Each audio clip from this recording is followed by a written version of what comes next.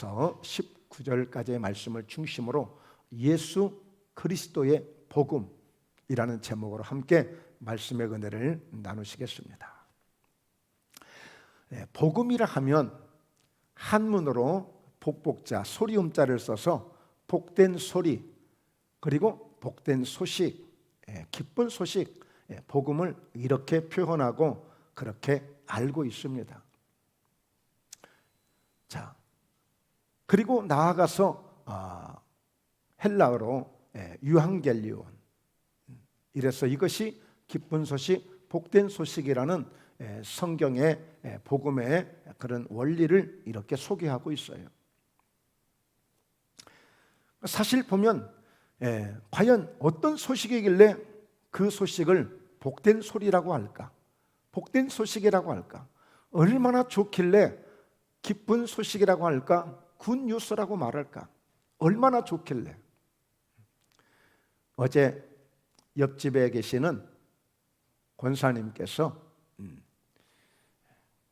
너무 감사해서, 너무 기쁘고 감사해서 우리 교회는 출석하지 않지만 좀 그런 성의를, 감사함을 드리겠다라고 헌금을 가지고 오셨어요. 사연인즉 내가 나이 80에 손주를 보았으니 내가 얼마나 기쁘냐는 거예요. 그래서 섬기시는 교회는 똑똑하시고 이렇게 그 감사를 표하시는 그 모습을 보게 돼요. 그 얼마나 기쁜 일이에요. 야, 이러다 내가 손주도 보지 못하고 내가 세상을 떠나는 것이 아닌가 이렇게 생각하셨는데 80의 손주를 보셔가지고 지금 뭐 덩실덩실 너무너무 좋아하시는 거예요. 뭐 좋은 직장을 들어간다든지 또 뭐 연봉이 또 인상된다든지 뭐 이런저런 기쁜 소식들이 많죠. 그러나 그것을 복음이라고 말하지는 않아요. 아셨죠? 그것을 복음이라고 말하지는 않아요. 복음은 그 정도의 기쁜 소식과 비교 자체가 사실 안 되는 거예요. 복음은 오직 한 가지, 살리는 일을 합니다. 할렐루야. 복음은 살리는 능력을 보여주고 있는 거예요. 복음. 이 복음, 이거는 가장 기초적인, 우리 신앙생활의 기초적인 단계고, 그리고 나아가서 가장 결론적인 부분이 되기도 해요. 우리 신앙의 시작이 복음으로 시작하고 복음으로 결론을 낼 수 있는 이 신앙이 최고의 신앙이 되고 최고의 믿음이 될 수 있어요. 그런 의미에서 오늘 말씀을 이렇게 전하면서 함께 은혜를 나누시고 이 복음의 은혜를 잘 붙드시고 우리 신앙생활을 날마다 승리하시면 우리 인생이 성공되게 되고, 할렐루야, 우리의 삶이 성공되게 되고 우리 나라가, 내가 살고 있고 내가 거처하는 곳이 함께 살게 되는 것이 복음의 역사예요.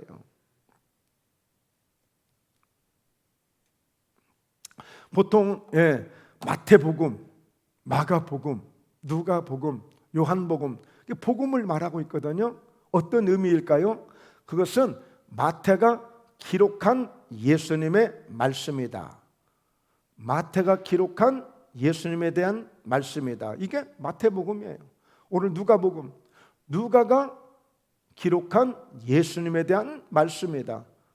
그래서 우리는 사복음서다, 복음서다 이렇게 얘기하는 거예요. 그러니까 결국에 그 복음서의 중심은 예수 그리스도이세요. 예수 그리스도. 자, 오늘 이 말씀을 소개하겠는데요, 오늘 이 말씀 이 한 절만 제대로 알아도 오늘 예배 성공한 겁니다.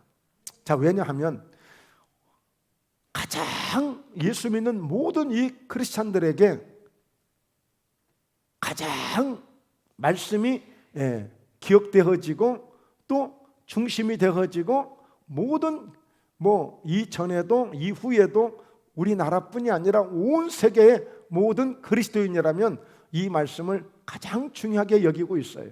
자, 왜 그럴까요? 하나님이 세상을 이처럼 사랑하사 독생자를 주셨으니 이는 그를 믿는 자마다 멸망하지 않고 영생을 얻게 하려 하심이라. 혹시 제가 말씀을 읽는데 여러분들이 읽으시면 혼날까 봐서 못 읽으시죠? 할렐루야. 같이 읽으세요. 읽으시면 좋아요. 자, 여러분, 과연 복음이 뭐냐? 하나님께서 모든 인생들, 어떤 사람들이든 간에 이 세상을 살아가면서 어떤 분은 별 걱정 없이 살아가는 분도 있겠지만 너무너무 이런저런 문제 때문에 고통을 겪는 사람도 많고 별별일이 세상에 많이 있거든요. 자, 그런데 그 어떤 문제가 내 인생 속에 와 있을지라도, 오늘 살아가는 사람들 속에 그 어떤 문제 때문에 고통을 받는 일이 있을지라도 하나님께서는 예수 그리스도를 통해서 그 모든 문제를 해결해 주신다는 것입니다. 이게 복음이에요. 이게 복음. 그러니까 복음은 하나님께로부터 출발한 거예요. 하나님께로부터. 이 세상을 만드신 것도, 이 세상의 인류를 창조하신 것도, 이 세상의 모든 것을 주신 것도 바로 하나님께로부터 출발되어진 복음의 시작이에요. 복음의 시작. 그런데 에덴 동산에서 아담과 하와가 범죄함으로 하나님의 모든 계획이 그야말로 어그러진 겁니다. 그래서 그 잘못된 것을 계속 하나님은 지켜보시다가, 물론 구약시대 때는 제사를 통하여 5가지 제사를 통하여 제사를 드리고 예배를 드리면서 근근히 그것을 지탱하면서 이기면서 극복하면서 오게 되어졌지만 여전히 온전한 자유는 아니었어요. 그래서 바로 이 최고의 복음, 가장 최고의 기쁜 소식, 최고의 복된 소식, 예수 그리스도를 보내주심으로 그 예수 그리스도를 통해서 복음이 되게 하시고, 복음 되시는 예수님을 통하여 인생에게 처해 있는 그 어떤 문제도 다 해결되어진 것입니다. 여러분, 가장 중요한 문제가 무슨 문제예요? 죽음의 문제잖아요. 죽음의 문제. 근데 그 죽음은 어디로부터 왔어요? 죄로부터 온 거예요. 그러니까 가장 근본적인 죄의 문제를 해결하셨죠. 그 죽음의 문제를 해결해 주심으로 바로 복음은 위대한 능력을 보여주고 있는 것이에요. 그런 가운데 하나님이 이 요한복음 3장 16절을 통해서 바로 복음이 무엇인지를 정확하게 제시해 주고 있어요. 하나님이 세상을 이처럼 사랑하셨대요. 여러분, 복음은 사랑할 수 없는 사람도 사랑할 수 있는 능력이 생겨요. 사랑할 수 없는 사람도 사랑할 수 있는 힘이 생겨요. 이 세상을 사랑할 만한 그런 근거가 그렇게 많지 않아요. 인생들 살아가는 모습을 보면, 사람들 살아가는 모습을 보면 정말 하나님 앞에 감사하면서 살아가는 사람들이 얼마나 될까요? 다 자기 잘난 맛에 삽니다. 그리고 사람들은 더 뭔가 그 사람의 최고의 무엇인가, 마치 바벨탑을 쌓던 것처럼 계속 인생에 그런 어떤 명예의 탑을 쌓는, 바벨탑을 쌓아가는 이런 삶을 살아가는 것이 인간의 그런 모습인 것을 우리가 보게 돼요. 나라는 나라대로 더 강하려고 하고, 나라는 나라대로 더 모든 것을 힘자랑을 하려고 하고, 그런 국력을 자랑하려고 하고, 뭔가 그렇게 살아가는 그 인생들을 보면서 하나님이 뭘 그렇게 사랑하실 게 뭐가 있겠어요? 그러나 복음 되시는 하나님은 이 세상을 사랑하신 거예요. 그리고 나아가서 그 사랑하신 증거가 바로 독생자를 주셨다는 것입니다. 그러니까 하나님은 사랑이시라. 하나님은 사랑이시라. 그래, 예수 믿는 사람들은, 예수쟁이들은 늘 저렇게 입만 열면 저렇게 얘기해. 그런데 그 하나님의 사랑은 그냥 우리가 일반적으로 나 차 한 잔 대접해 주고 내게 선물 하나 주어서 내가 사랑해 주는 게 아니고, 내가 뭔가 유익을 위해서 나를 사랑해 주는 것이 아니라, 하나님의 사랑은 일방적인 사랑이에요. 그 사랑을 아가페적 사랑이라고 말해요. 내 필요를 위해서 사랑하는 게 아니고, 어쩔 수 없는 어떤 그런 위치 때문에 사랑하는 것이 아니라 일방적인 사랑, 아가페적 사랑, 아무 조건 없이 대가를 바라지 않는 사랑. 그 하나님의 그 사랑은 독생자를 주신 것을 통해서 시작이 된 거예요. 독생자를 주신 거야. 독생자라는 것은 하나밖에 없다는, 하나밖에, 둘도 없어요. 하나밖에 없는 그 독생자를 우리 하나님이 그것도 어디에다가, 세상을 사람으로 세상에다 내던져준 거예요. 세상에다가. 왜요? 이는 그를 믿는 자마다 멸망하지 않고 영생을 얻게 하는 것이라. 자, 여기에 복음의 핵심이 있습니다.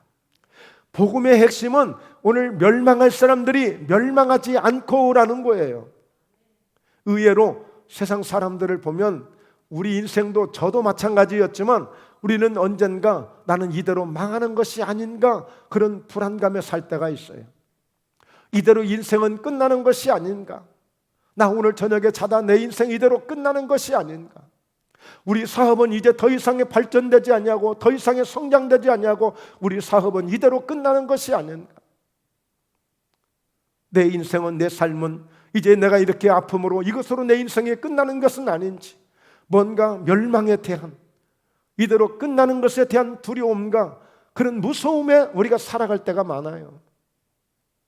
너무 가난해서 이 가난을 이기지 못하고 그냥 이 가난 때문에 이렇게 사는 것은 아닌가, 모든 부분에서 좌절하거나 실망하거나 낙심하거나 두려워하거나 이대로 모든 것이 끝난다는 불안함 속에서 살아가는 사람들이 많이 있다고요.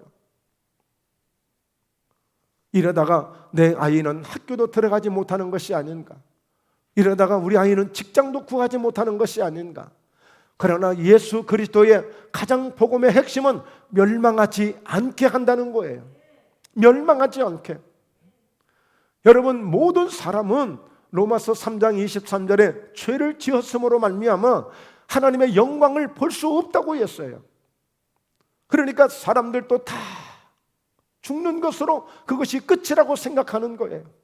그러나 오늘 복음은 어떤 사람에게도 멸망하지 않게 하는 능력이 있습니다. 할렐루야. 멸망하지 않게 하는 능력이 있어요. 심지어는 교회 목사님들도, 저도 그 속에 한 사람이지만, 야, 이러다 교회 부흥되지 않고 이러다 교회 또 문 닫는 것은 아니야? 이대로 내가 회사에서 내가 쫓겨나는 것은 아니야? 이대로 내가 직장에서 잘리는 것은 아니야? 나 이대로 친구들 속에서 왕따 되는 건 아니야? 뭔가 멸망 같은 그런 생각을 가지고 살아가는 사람들이 많단 말이에요. 그러니까 그것이 두려워지고 그것이 불안해져서, 그리고 마침내는 그것이 우울증이 되기도 하고 잘못하면 조울증이 되기도 하고 뭔가 대인 공포증이 걸리기도 하고 이렇게 가는 거예요. 그러나 오늘 복음이 들어오면, 복음을 만난 사람들은 오늘 하나님이 세상을 이처럼 사랑하셨다는 그 사랑에 하나님의 그 은혜가 느껴지고 그 은혜가 내게 다가오는 것을 내가 붙잡기만 하면 멸망할 수 있는 그 어떤 환경에서도 멸망하지 않는다는 사실을 깨닫게 되는 것입니다. 아, 나 멸망하지 않는데 내가 왜 그렇게 불안했을까? 내가 왜 그렇게 좌절했을까? 내가 왜 그렇게 무서워했을까? 그리고 오히려 멸망하지 않고 영원한 생명을 얻게 하려 하심이라. 할렐루야. 영생을 얻게 하려 하심이라. 그러므로 오늘 요한복음 3장 16절 말씀은 예수 믿는 사람이라면 다 암송하고 있는 말씀이에요. 하나님이 세상을 이처럼 사랑하사 독생자를 주셨으니 이는 그 저를 믿는 자마다 멸망하지 않고 영생을 얻게 하려 하심이라. 할렐루야. 예. 오늘 이렇게만 한번 고백해도 큰 힘이 될 것입니다. 우리 서로 옆 사람에게 절대 우리는 멸망하지 않습니다. 할렐루야. 절대 우리는 멸망하지 않습니다. 어떤 상황에서도. 우리 대한민국을 보십시오. 풍전등화와 같은 그런 그 과거에 그 어느 나라보다도 우리 대한민국만큼 풍전등화와 같은 그런 어려움을 많이 겪은 나라가 어디 있겠습니까? 그러나 멸망하지 않았습니다. 멸망할 것 같았지만 멸망하지 않았습니다. 왜요? 하나님이 보호하사 우리나라 만세.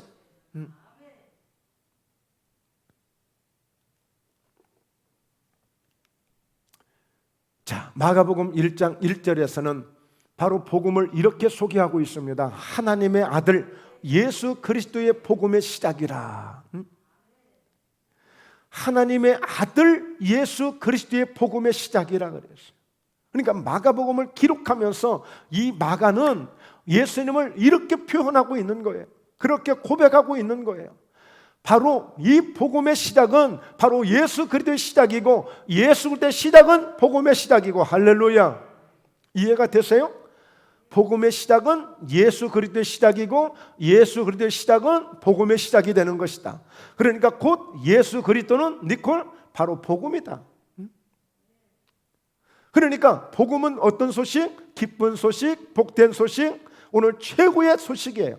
최고의, 가장 복된 소식이야. 그리고 오늘 예수님은 복음이 되셔서 예수님이 오심으로 우리 인생 속에, 내 인생 속에 최고의 복된 소식이 될 수 있는 그런 능력을 갖고 오시는 분이 예수님이시다. 할렐루야. 예수님이신 거예요.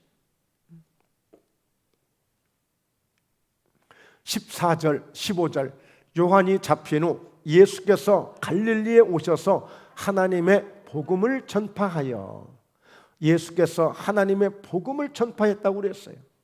바로 이 복음은 하나님께로부터 시작되어지고 출발되어진 것인데, 이 복음이 우리에게 오기까지는 예수 그리스도를 통해서 우리에게 복음으로 오신 것입니다. 완전하게 오신 거예요. 완전하게. 그래서 예수 믿는 사람은 완전하게 그 복음을 소유한 사람들이 된 것입니다. 복음을 가진 사람들이 되어졌어요. 그러니까 예수 믿는 사람은 바로 복된 소식이 되시고 기쁜 소식이 되시고 가장 우리 인생 속에 최고의 바로 능력을 주시는 그 복된 소식, 예수님을 가진 사람은 잘 될 수밖에 없는 것입니다. 그래서 예수를 믿으면 무엇이 가장 먼저 잘 되죠? 영혼이 잘 되는 거예요. 영혼이 잘 돼. 영혼이 잘 되는 것은 얼마나 귀한 일인지 몰라요. 여러분, 전도서 3장을 보면 짐승이나 동물이나 인간은 똑같대요. 똑같대. 그런데 다른 게 뭐냐? 오늘 짐승의 오늘 혼은 아래로 내려갔지만 오늘 인간의, 사람의 혼은 위로 올라간대요. 그게 뭐겠어요?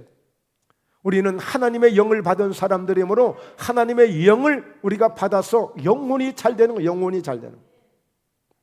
이게 가장 귀한 축복이에요. 그래서 예수 믿는 것은 정말 이 영혼이 잘 되기 위해서 우리가 예수 믿는 거예요. 그래야 오늘 영혼이 잘 된 사람만이 하나님 나라에 갈 수 있고 하나님과 함께 같은 은혜를 누릴 수가 있기 때문이죠. 그리고 범사에도 잘 되고 영육간의 강건함도 입게 되는 것입니다. 자, 15절 이르시되 때가 찼고 하나님의 나라가 가까이 왔으니 회개하고 복음을 믿으라 하시더라. 그러니까 곧 복음은 뭐냐? 오늘 예수님께서 하나님의 복음을 전파하심으로 오늘 하나님의 나라가 가까이 왔다는 사실을 알려주고 있는 거예요. 그래서 예수님의 복음의 첫 시작도, 세례 요한의 첫 시작도 회개하라, 천국이 가까웠느니라. 복음은 뭘 우리에게 선물로 주시느냐? 바로 하나님 나라를 우리에게 주시는 거예요. 하나님 나라를. 이게 복음이 우리에게 주시는 선물이야, 선물. 그러니까 예수님은 이 땅에 오신 이유가 있는데 바로 그것은 하늘나라를 우리에게 주시기 위한 거예요. 멸망하지 않고 영생을 얻게 하신 것은 바로 영원한 생명은 오직 하늘나라에서만 누릴 수 있는 것입니다.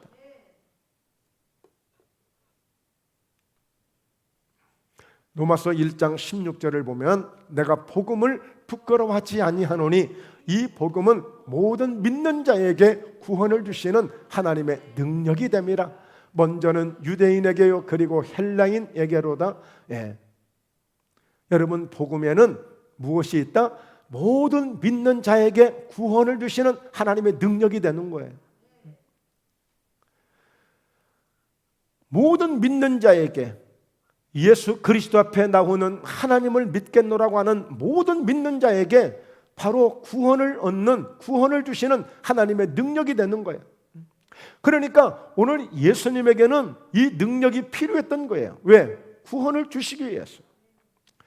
이 구원을 주시기 위해서 바로 이 복음은 능력이 나타나게 되는데, 그래서 오늘 죄의 문제를 해결하기 위해서 죄를 이길 수 있는 그런 성령의 능력을 주시고, 그리고 나아가서 오늘 이 구원의 능력을, 구원을 얻을 수 있는 능력을 주시기 위해서 질병 중에서 고통당하는 자 병을 치료해 주시기도 했고, 때로는 가난한 자들에게 그 가난을 이길 수 있는 바로 복된 은혜를 주셔서 바로 구원을 얻을 수 있는 능력을 주시는 거예요. 그러니까 이 복음 속에는 무엇이 있느냐? 바로 능력이 있는 거예요. 능력이. 그래서 여러분, 이 복음은 바로 이 예수님과 이 능력은 뗄래야 될 수가 없음을 우리가 알 수 있는데요. 자, 누가복음 4장 14절에 보면 예수께서 성령의 능력으로 갈릴리에 돌아가시니 그 소문이 사방에 퍼졌고, 그러니까 여러분이 복음이 되시는 예수님을 잘 이해하시고 그리고 확실하게 우리가 알아야 됩니다. 그러면 이 예수님은 이 복음이 되셔서 구원을 얻는 능력을 갖고 계시는데, 이 구원을 얻는 능력, 그래서 예수님은 바로 능력과 뗄래야 뗄 수 없는 관계를 갖고 계세요. 그러니까 능력에는 항상 예수님이 나타나셔요. 그리고 예수님에게는 항상 능력이 나타나게 돼요. 능력이 없는 예수님 없어요. 예수님 없는 능력 나타날 수 없어요. 언제나 바로 예수님은 능력과 뗄래야 뗄 수가 없어요. 복음을 전하실 때나 그 어떤 사역을 하실 때도 예수님에게는 항상 능력이 따라와요. 그래서 예수님께서 마지막 유언 말씀 중에 하나, 마가복음 16장 17절 18절에도 믿는 자들에게는 이런 표적이 따른다라고 말씀하는 거예요. 예수님을 믿는 사람에게는 표적이 따라와. 표적이 마치 그림자가 나를 따라오듯이, 내가 그림자를 따라가는 게 아니라 그림자가 나를 따라오듯이 예수님을 믿는 사람에게는 예수님에 대한 표적이 따라오게 돼 있어. 그 표적이 뭐냐? 귀신을 쫓아낼 수 있는 능력이 따라오고 병을 고칠 수 있는 능력이 함께 따라온다고 예수님이 말씀하신 거예요. 예수님은 그냥 고상한 분만 아니셔요. 예수님에게는 항상 능력이 따라와. 왜? 구원을 모든 믿는 자에게 주시는 능력이라고 말씀했잖아요.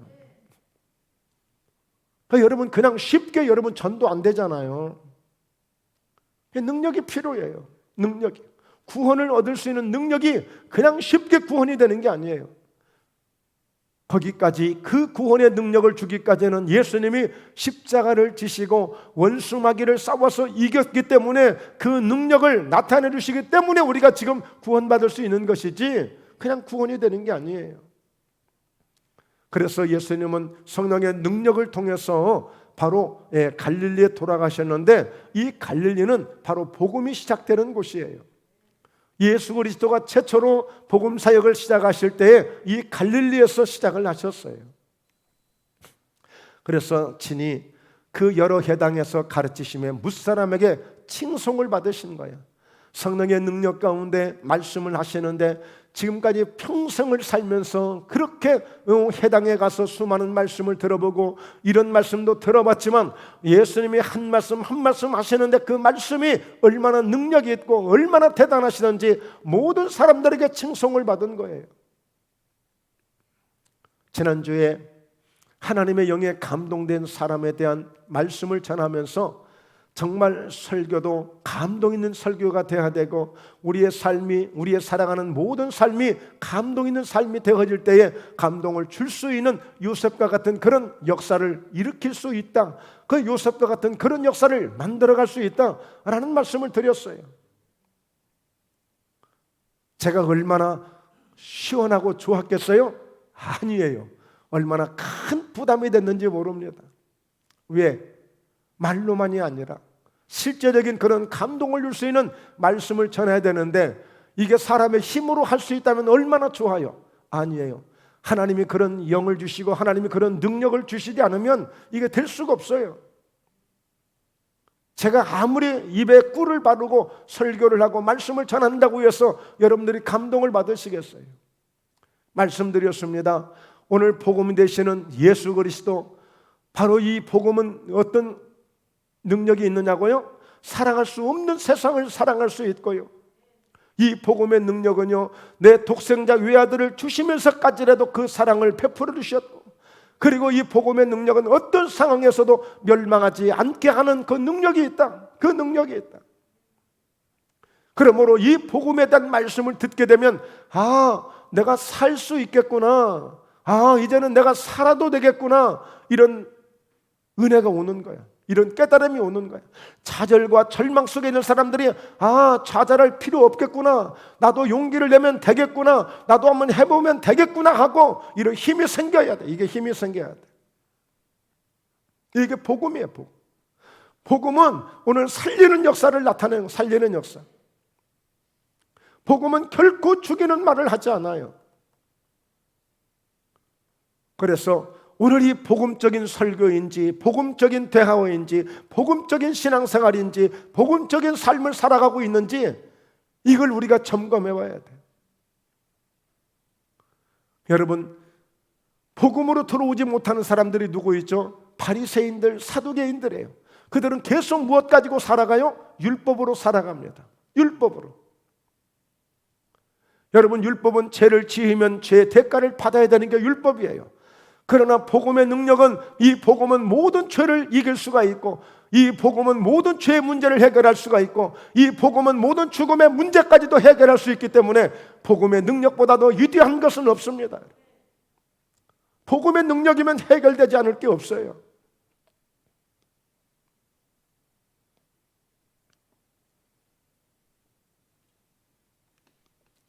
그래서 이 예수님께서 이제 이 자라나신 나사렛에 이르셔 회당에 이제 들어가셔서 이렇게 복음에 대한 내용을 오늘 구체적으로 오늘 본문 말씀 누가복음 4장 16절에서 19절까지의 말씀은 예수님이 자라나신 곳에, 그 자라나신 곳에 나사렛에 이르셔서 안식일에 늘 하시던 대로 회당에 들어가서 성경을 읽으려고 서심해.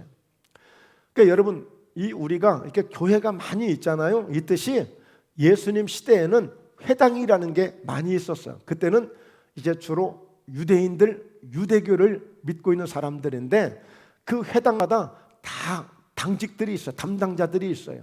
다 거기 또 이렇게 우리가 예배를 드리든 예배의 순서가 있듯이 그 안식일이면 그 회당에서 이 절차가 있는 거예요. 그 가운데 바로 우리처럼 설교를 하는 게 아니라 그때 그들은 바로 구약 성경, 토라, 모세 오경, 그리고 예언서 이런 말씀들을 계속 읽는, 이 성경을 읽는, 말씀을 읽는 이런 그런 순서가 있었단 말이에요. 예수님께서도 마찬가지로 그 회당에 들어가셔서 성경을 펴시고 이제 성경을 읽으려고 서심해 그랬잖아요.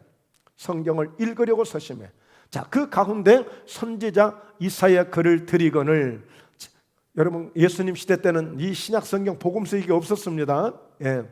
그냥 구약 성경만 있었어요. 모세 오경하고 바로 율법서하고 바로 예언서 이런 말씀만 있었단 말이에요.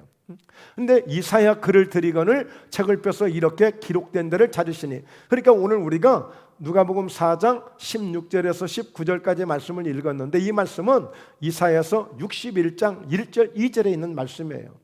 그러니까 예수님도 구약 성경을 인용해서 말씀을 전하셨습니다. 저는 오늘 누가복음 4장 16절 말씀을 인용해서 지금 설교를 하고 있는 거예요. 자, 그러면 내용이 어떤 내용이냐? 자, 18절에 주의 성령이 내게 임하셨으니 이는 가난한 자에게 복음을 전하게 하시려고. 자, 그래서 오늘 첫째 우리는 가난한 자에게 복음을 전하라는 거예요. 우리가 복음을 받은 이상, 복음을 받은 사람들이라면, 복음을 아는 그리스도인들이라면 이 복음을 먼저 가난한 자들에게 전하라는 거예요. 예수님께서 가장 먼저 가난한 자를 찾아오신, 가난한 자를. 자, 가난한 자는 두 가지로 볼 수 있습니다. 실제적인 환경에, 실제적인 삶 속에 가난하게 살아가는 사람들이 있었어요. 우리 대한민국은 그래도 이제 잘 사는 나라가 됐어요. 아직도 가난하신 분들이 더러 많이 계시겠지만 사실 저희 때는 그냥 가난이 그냥 삶이었어요. 가난해도 이것을 가난하다라고 그렇게 생각지 않냐고 당연하게 생각하고 그냥 이렇게 사는갑다 하고 그냥 가난하게 살았단 말이에요. 지금은 그런 얘기하는 사람 없어요. 우리 때는 좀 심한 표현해도 괜찮겠죠? 아주 좀 그러네. 아주 뭐가 찢어지도록 가난했다고 그랬어요. 뭐가 찢어지도록 가난했다. 얼마나 가난하고 가난하면 아예 뭐가 찢어질 정도로 가난했다고 그랬어요. 요즘 젊은이들은 이해하지 못합니다. 아무리 머리를 짜내도 이해를 못해요. 그때 그 환경을 살아보지 않은 사람들은 절대 이해하지 못해요. 6.25가 지나고 나서 일제 36년이 지나고 나서 한 5, 6년 동안 좀 짬하다가 1950년에 6.25가 터지면서 그야말로 온 천지가 다 황폐화되어 버리고, 그리고 이어서 흉년이 오고, 그래서 보릿고개 시절, 이런 시절들, 정말 너무너무 고통스러운 시절들을 바로 현재 보통 우리 권사님들이나 연세 지긋하신 분들은 다 그런 세월을 겪으셨겠죠. 저희 세대만 해도 막 그런 어려움이 막 지나갈 무렵 정도, 막 지났을 무렵 정도, 그런 찰나를 간간히 들으면서 지내왔던 그런 시대가 우리 시대였던 것 같아요. 그리고 이어서 지금 젊은이들은 땅 짚고 헤엄치고 있는 거예요. 그냥 다 그 수고하고 애쓰고 그들의 눈물과 그들의 피와 그의 헌신이 우리 대한민국을 이만큼이라도 이렇게 발전될 수 있는 그런 도약을 마련한 것이죠. 하여튼 어쨌든 우리 대한민국은 열심히 살았습니다. 모든 사람들이 열심히 살았어요. 우리 때만 해도 울력이라는 게 있는데 젊은 사람들 그 단어나 알긴 하는지 모르겠어요. 그때는 무조건 동원이야. 동네 사람들이 동원해서 길도 같이 만들고, 막 산이 맨날 비만 오면 무너지니까 같이 동원돼서 가서 또 가서 일하고, 이걸 울력이라고 그랬어. 여러분, 가난한 사람들에게 그래서 실제 우리도 선교사님들이 많이 회해 나가 있지만, 물론 미국에도 있고 일본에도 있고 선교사들이 있습니다. 그런데 보면 다음 주에 우리 교회도 미국에서 목사님 오셔서 이제 말씀을 전하실 터인데, 사실 미국에도 가보면 우리 한국 목사님들 굉장히 많아요. 그런데 보면 거의 미국의 이민 간 그런 교포들을 대상으로 거의 보면 목회를 하지, 실제 선교라고 말은 하지만 그 외국인들을 대상으로 목회하는 교회가 많지 않아요. 그러나 가난한 나라 아프리카, 그리고 스리랑카, 아니면 캄보디아, 정말 방글라데시, 정말 이런 가난한 데를 가서 떡을 주고 빵을 주고 그리고 복음을 함께 주면서 정말 선교하는 선교사님들이 정말 훌륭한 선교사님들이죠. 실제 가난한 곳에 가서 먹을 것을 주고 그들의 필요를 채워주고, 그래서 옷도 같이 한국에서 안 입는 옷들 많잖아요. 그러나 그런 데 가면은 굉장히 인기야, 인기. 실제 여러분, 우리나라 중고차를 팔게 되면 이 중고차들을 또 수출을 해요. 그러면 외국에 가보면 우리 한국 상표가 있는데, 차들 상표 있잖아요. 그대로 달고자 하는 차들도 많아요. 중고차가 수출돼서 또 가서 판매되어지는 거예요. 그렇게 가난한 나라들이 많이 있단 말이에요. 이 가난한 곳에 가서 복음을 전하면 복음을 많이 받아들이죠. 우리나라도 가장 가난할 때에, 그래서 저도 기억에 딱 교회 한번 나갔는데 가서 사탕 한번 딱 먹은 기억납니다. 가면 줬어요. 그래서 사람들 인식에 교회는 먹을 것도 주고 맛있는 과자도 주고 사탕도 주고 이렇게 인식이 좀 되어 있죠. 그러나 지금은 배부르니까 웬만한 어설픈 거 줘봐야 줘놓고 욕먹어. 받지도 않아. 제가 한 10년 전만 해도 조금 약간 경기도 변두리 지역에서 아이스크림 이렇게 갖다 놓고 통에다 갖다 놓고 아이들 이렇게 특별 무슨 행사 한다고 하면 아이들이 줄을 섰거든요. 지금은 아이스크림을 줘도 오지 않아요. 지금 시대가 이렇게 바뀌었어요. 그러나 여러분, 이 가난한 것은 두 가지입니다. 이렇게 실제적으로 가난한 자들이 있어요. 사실 불쌍하죠. 그래서 저는 우리나라 정책 중에 하나, 노령연금을 주는 것 정말 너무 잘했다고 생각해요. 그래서 어떤 분들은 노령연금을 받으면서 아들보다 훨씬 낫대, 딸보다 훨씬 낫대. 딱딱 제 날짜에 30만 원씩 얼마씩 딱 들어오니까 이게 큰 힘이 되신다는 거예요. 그래서 우리 대한민국은 절대 가난, 절대 빈곤은 어느 정도 지났습니다. 자, 그런데 이제 문제는 뭡니까? 여러분, 영적으로 가난한 자들이 있어요. 마음의 심령이 가난한 자가 천국이 저희 것임이라고 했어요. 시편 42편에 오늘 목마른 사슴이 시냇물을 찾아 갈급함같이 내 영혼이 주를 찾게 갈급합니다. 오늘 복음을 기다리는 자들이 있어요. 복음을 받고자 하는 자들이 있어요. 복음을 들으며 살 수 있는 사람들이 있어요. 이 가난한 자들에게 복음을 전하라는 거예요. 이 가난한 자들에게. 바로 예수 때 복음은 가난한 자를 향해서 가고 있습니다. 가난한 자들을 향해서.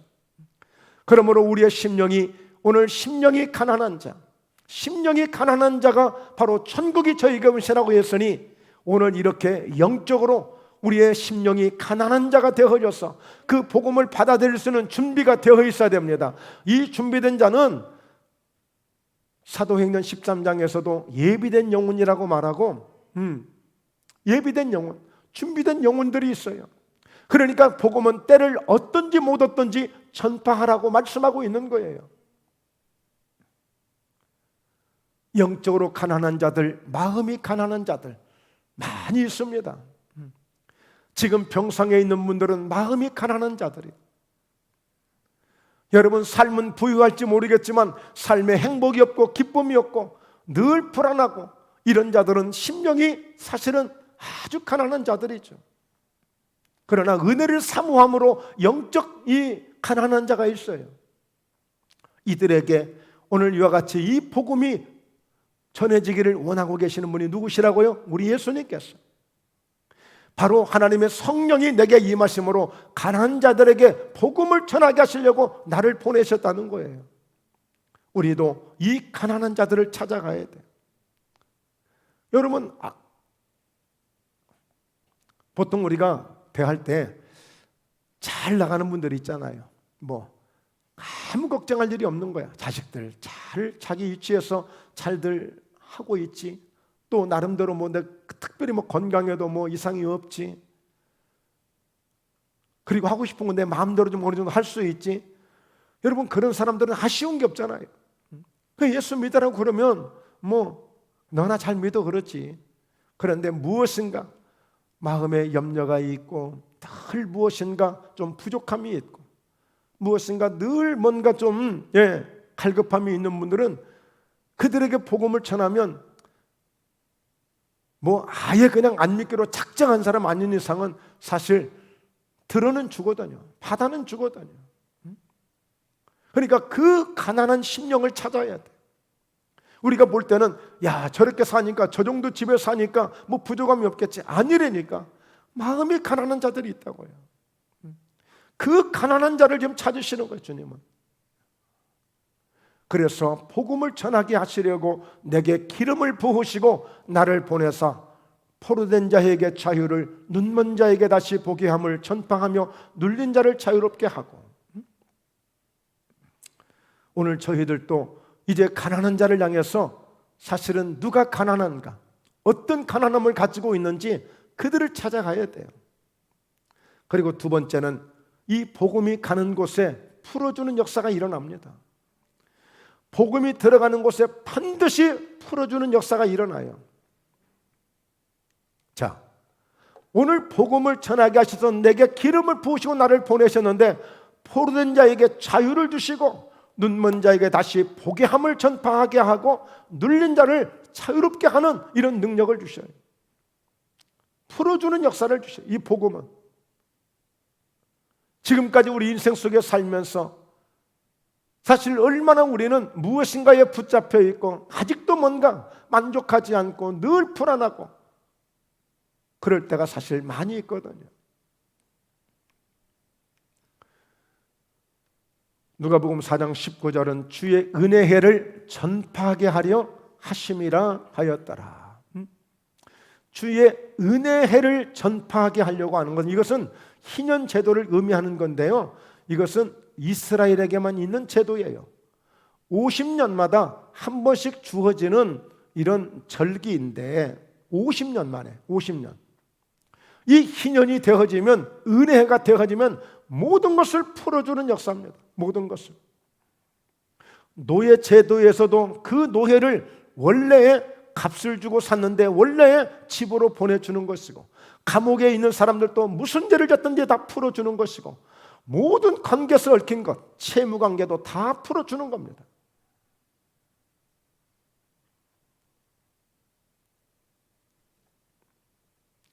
오늘 한 사람을 소개하겠습니다.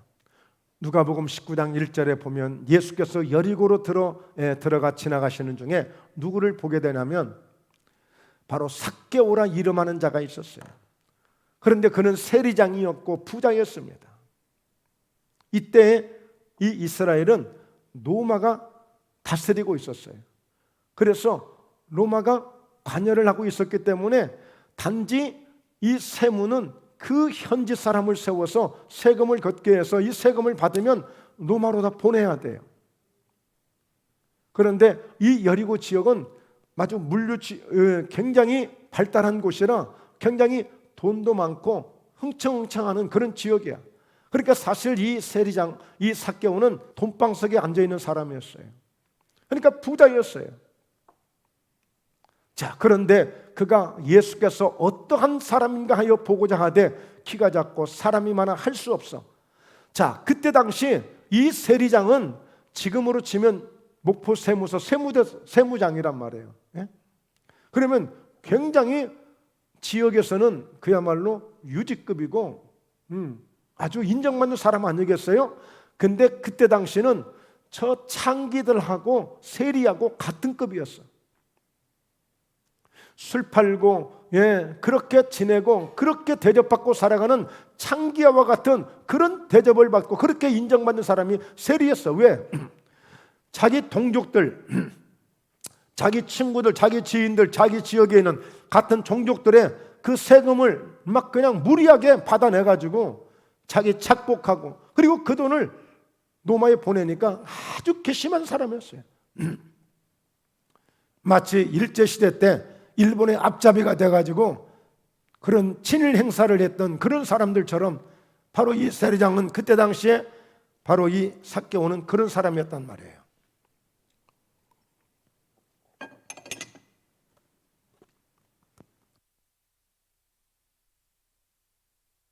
그러니까 굉장히 이 삭개오는 세금을 거두어서 내가 부요를 채우는 이런 꿈은 내가 이루고 있는지 모르겠지만 내 욕심은 이루고 있는지 모르겠지만 그러나 사람들에게 전부 손가락질 받는 그런 입장에 있던 사람이에요.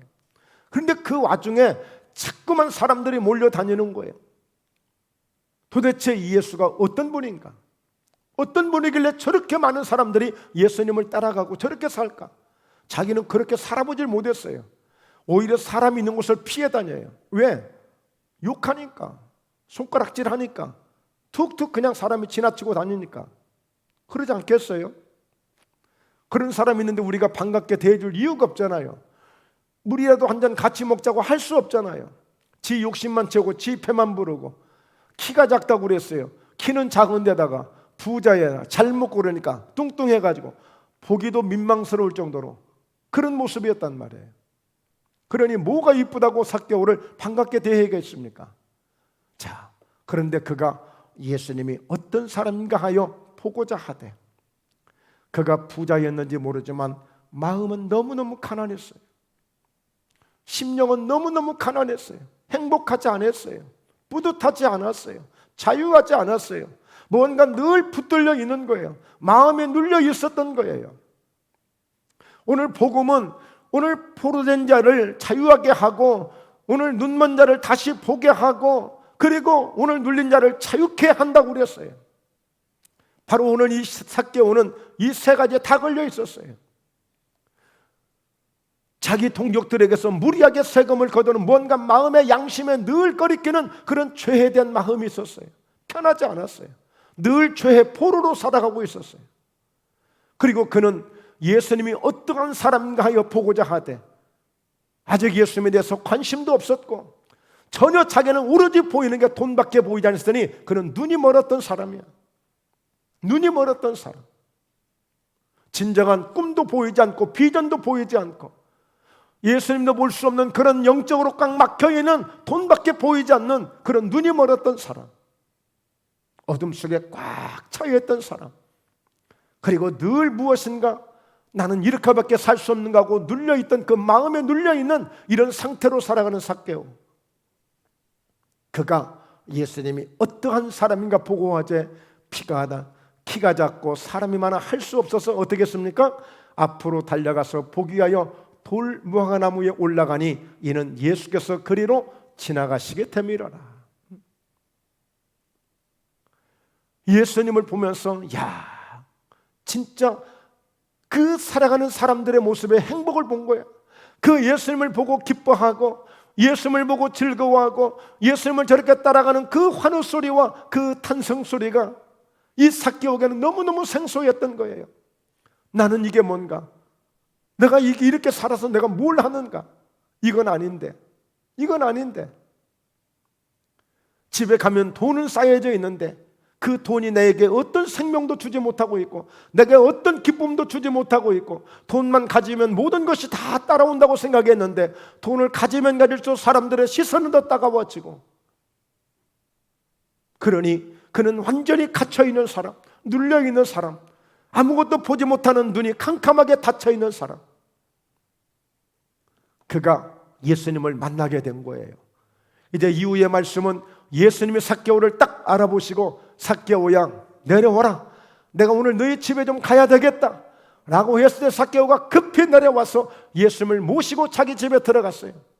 집에 가자마자 가장 먼저 삭개오는 예수님, 내가 지금까지 예수님을 만나고 보니 내 인생을 내가 잘못 산 것 같습니다.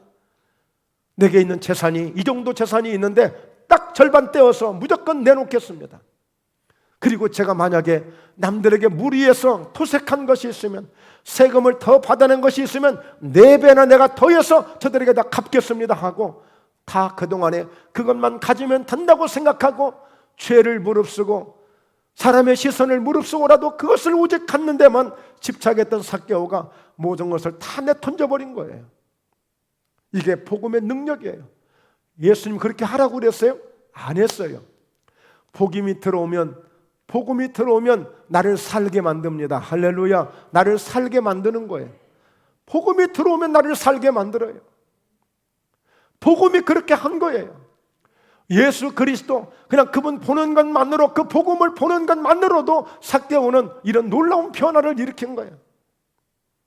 그래서 예수님은 요한복음 3장에서 물과 성령으로 거듭나지 않는 것, 물과 성령으로 새로워지지 않는 것, 그것은 하나님 나라를 볼 수도 들어갈 수도 없다고 말씀하고 있는 거예요. 복음은 우리를 거듭나게 만들어 줍니다. 우리를 새롭게 만들어 줍니다. 할렐루야. 그래서 복음은 전해야만 역사가 일어나요. 복음은 전해야만 역사가 일어나. 이 복음을 오늘 삭개오처럼 오늘 이렇게 돈보따리 오늘 장롱 속에 집어넣어 놓으면 아무 역사가 일어나지 않아요. 복음은 움직일 때 역사가 일어나는 거예요. 복음은 전하게 될 때 역사가 일어나게 되는 거예요. 그래서 로마서 10장 13절에 누구든지 주의 이름을 부르는 자는 구원을 얻으리라 그랬어요. 구원을 받으리라. 그 앞서 주어진 말씀은 사람이 마음으로 믿고 의에 이르지만 입으로 시인하여 구원에 이른다고 그랬어요. 예수님을 가끔 내 마음으로만 믿는다는 사람들이 있어. 그 사람들은 죄송하지만 구원받지 못합니다. 입으로 시인해야 돼. 교회 와서 아니면 우리 믿음의 사람 앞에서 함께 성경을 펴놓고 내가 예수 대 십자가에 그 나를 위해서 피 흘려주신 그 예수님을 내가 믿습니다 하고, 그 예수님이 흘리신 십자가의 보혈로 내 모든 죄가 사해졌음을 시인해야 되고, 예수 그리스도가 나의 구주가 되시고 하나님이 나의 아버지가 되심을 고백하고 시인해야 구원을 받을 수 있는 거예요. 그리고 나는 이 세상이, 이 하늘이 무너지고 이 땅이 꺼진다 해도 나는 이제 예수님과 함께 나는 영생을 얻고 천국에 갈 수 있다고 하는 이 믿음을 시인해야 구원을 받는 거예요.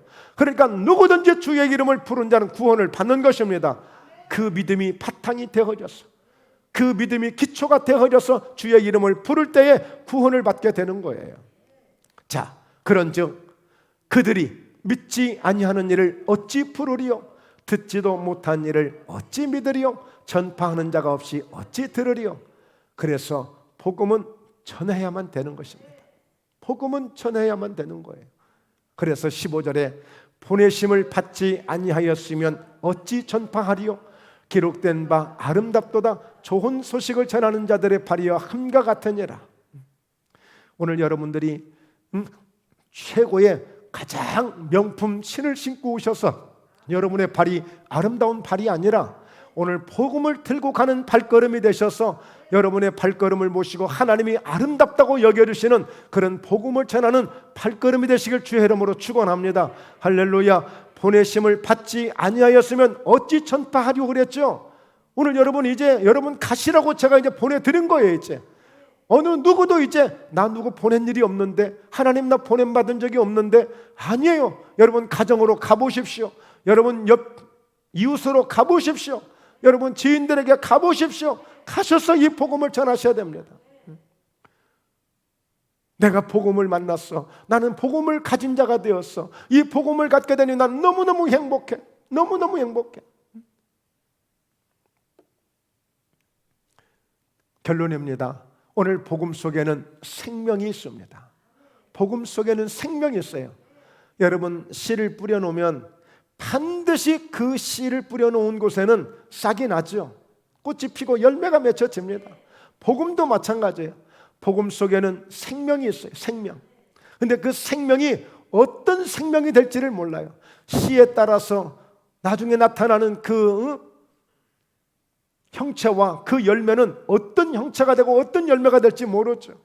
오늘 이런 꽃씨를 뿌렸다면 이런 꽃이, 아름다운 꽃이 이렇게 나올 수 있는 것처럼, 여러분 우리가 가서 뿌리는 이 복음의 씨가 그 사람에게는 어떤 역사로 나타날지 모르는 거예요. 내가 한마디 무심코 던져진 그 복음의 씨가 저 영혼을 오늘 죽을 병에서 살릴 수 있는 역사가 되기도 하고, 할렐루야. 오늘 내가 무심코 던진 이 복음의 씨 하나가 저 사람을 지독하게 가난한 그 가난한 인생 속에서 오늘 하나님의 큰 축복 가운데 나올 수 있는 사람으로 그렇게 세워갈 수도 있고요. 여러분 최소한도 간증은 다 들어보셨잖아요. 지긋지긋한 그런 정말 어려운 환경 속에서 예수 믿고,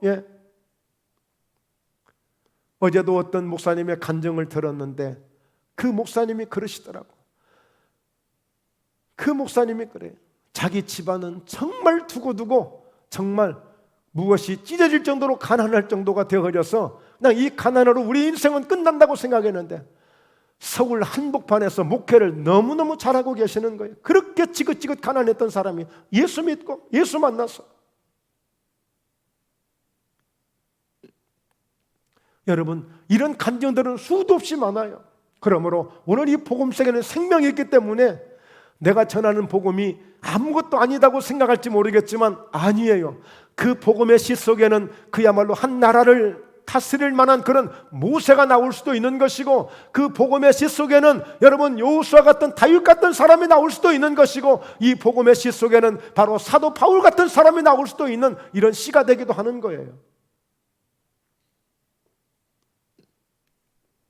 마태복음 13장 23절, 좋은 땅에 뿌려졌다는 것은 말씀을 듣고 깨닫는 자니 결실하여 어떤 것은 100배, 어떤 것은 60배, 어떤 것은 30배가 되느니라 하시더라. 여러분, 그러므로 이 복음의 지 속에는, 복음 속에는 생명이 있는데 이 생명이 어떤 생명으로 나타날지를 모르는 거예요. 그래서 우리는 좋은 땅이 되어져야 돼. 이 복음의 시간 내게 들어왔을 때에 100배의 열매도 맺고 60배, 30배 열매도 맺는데 내 심령이, 내 밭이 오늘 돌짝밭이나 가시떨기밭이나 이렇게 되어지면 아무리 복음의 능력이 들어와도, 복음의 씨가 들어와도 열매가 되지 않는 거예요. 그러므로 언제든지 이 복음의 씨가, 복음의 역사가 내게 들어와서 나를 통해서 100배의 열매가 맺어지도록 이제 정말 좋은 땅을 가져야 됩니다. 그러기 위해서는 날마다 주의 보혈로 늘 무장하고 성령의 충만함으로 무장하고 주의 말씀으로 우리가 늘 이 복음의 말씀을 의지할 때에 좋은 땅이 되어져서 100배의 열매를 맺는 놀라운 역사가 나타나게 될 줄로 믿습니다. 그렇습니다. 오늘 여러분 이 복음의 말씀이 들려지면 여러분 사람이 살아납니다. 어떤 환경에서 살아나요? 에스겔서 37장 4절에 보면 마른 뼈들이 가득한 곳에 오늘 에스겔 선지자는 하나님이 말씀하시는 거예요. 에스겔아, 이에 너 마른 뼈를 살릴 수 있겠냐? 제가 어떻게 해요? 그러면 내가 말하는 대로만 해. 알겠습니다. 그건 내가 하겠습니다. 너희 마른 뼈들아, 너희 마른 뼈들아, 여호와의 말씀을 들을 자다, 여호와의 말씀을 들을 자다. 마른 뼈들에게, 마른 뼈들에게, 마른 뼈들에게 하나님 말씀을 들으라고 오늘 외친들 들을 수 있겠습니까? 그러나 그들은 들었습니다. 마른 뼈들은 들은 거예요. 듣게 되니까 살아나게 된 것입니다. 큰 군대가 되어진 것입니다. 오늘 여러분들도 복음의 말씀이 들려지면 아, 내가 살고 있구나, 아, 내가 살아났구나, 오늘 내가 잘 살겠구나 하고 그런 믿음을 가지셔도 됩니다. 오늘 복음의 말씀이 들려지면, 오늘 내게 주시는 말씀으로 들려진 사람이라면 오늘 여러분들은 살아난 것입니다.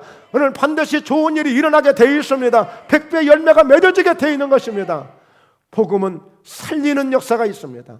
복음은 살리는 일을 합니다. 그래서 오늘 주무시는 분이 계시지만 왜 자냐고 묻지 않는 것입니다. 그건 복음이 아니기 때문에. 복음을 들어야 그분이 살아납니다. 할렐루야. 예.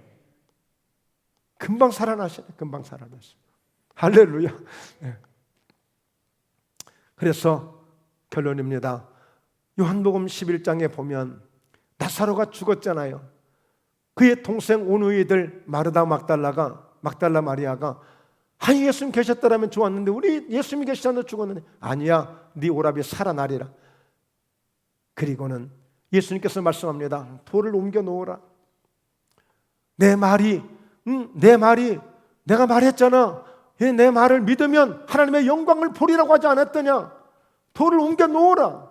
오늘 여러분 우리가 이거 하면 됩니다. 이제 내가 복음이 들어오지 못하도록 내가 가로막고 있는 돌이 무엇인지 요거만 우리가 예수 이름으로 제껴내고, 내 마음에서 제껴내고, 내 삶에서, 내 생각에서 제껴내고 온전히 복음을 받아들이면 이 복음이 나를 살게 만들고, 나를 통해서 내 가정도 살게 만들고, 내 이웃도 살게 만들고, 이 나라 이 민족도 살게 만들 줄로 믿습니다. 이 복음이 예수 대 복음이 되셔서 예수 대 이 복음을 통하여 위대한 하나님의 역사를 만들어 가시는 저와 여러분 되시길 주의 이름으로 축원합니다. 할렐루야. 기도합니다. 살아계신 하나님 아버지, 오늘 이 복음 되시는 예수 그리스도의 이 복음이 오늘 나를 통하여, 우리를 통하여 정말 저희 목포예담교회를, 이 지역을, 이 민족을 살려나갈 수 있는 그런 위대한 역사를 만들 줄로 믿습니다. 우리는 연약합니다. 내가 가진 것은 부족합니다. 그러나 오늘 내게 온 이 복음의 역사가, 이 복음의 씨가 오늘 놀라운 역사를 만들어 갈 줄로 믿습니다. 오늘 하나님 말씀의 복음이 들어오므로 오늘 포로된 자, 눈먼 자, 눌린 자를 자유케 하시고 온전히 풀어주는 역사가 있었던 것처럼 우리 사랑하는 성도 가운데 혹여라도 가난이, 혹여라도 질병이, 혹여라도 그 마음속에 어떤 두려움과 불안이 우리를 감싸고 있었다면 오늘 예수 이름으로 풀어놓아 다니게 할지어다. 오늘 예수 이름 우리를 묶고 있는 어둠의 세력이 떠나갈지어다. 우리를 묶고 있는 어둠의 세력이 예수 이름으로 떠나갈지어다. 오늘 하나님 복음의 능력으로 승리하게 하시고 복음의 능력으로 날마다 하나님을 찬양케 하여 주시옵소서. 감사하신 예수님의 이름으로 기도드리옵나이다. 아멘.